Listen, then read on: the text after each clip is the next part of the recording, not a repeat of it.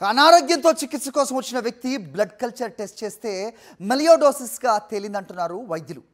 మట్టిలో ఉండే బ్యాక్టీరియా మనిషి శరీరంలోకి ప్రవేశించడం వల్ల ఈ వ్యాధి వస్తుందని చెప్తున్నారు.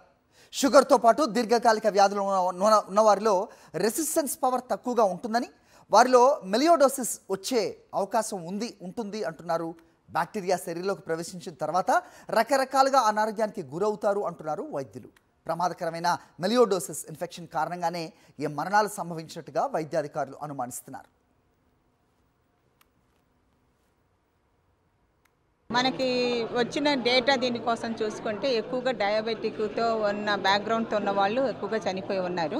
సో మనకి చూసుకుంటే మనకి రేర్ ఇది బ్యాక్టీరియల్ ఇన్ఫెక్షన్ మెలియోడోసిస్ అనేసి అన్న సస్పెక్షన్లో ఉన్నాము. అందుకోసమని బ్లడ్ కల్చర్ కూడా తీసుకోవడం జరుగుతుంది. సో మేము ఇక్కడ ఉన్న ప్రజలందరికీ రిక్వెస్ట్ చేసేది ఏంటంటే, కొన్ని మూఢనమ్మకాలతో కొంతమంది కొన్ని అపోహలతో ఉన్నారు.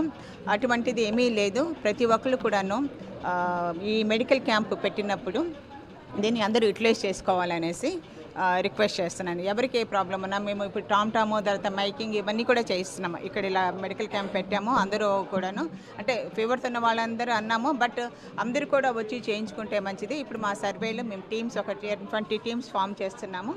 ప్రతి ఒక్కళ్ళు కూడా ఇంటింటికి వెళ్ళి ఆ బేసిక్ ఇన్వెస్టిగేషన్స్ ఏవైతే ఉన్నాయో బ్లడ్ కల్చరు, తర్వాత మన యూరిన్ ఆల్బిన్ షుగర్స్ ఇవన్నీ కూడాను శాంపిల్స్ అన్నీ కూడా కలెక్ట్ చేసుకొని ఇన్వెస్టిగేట్ చేయడం జరుగుతుంది.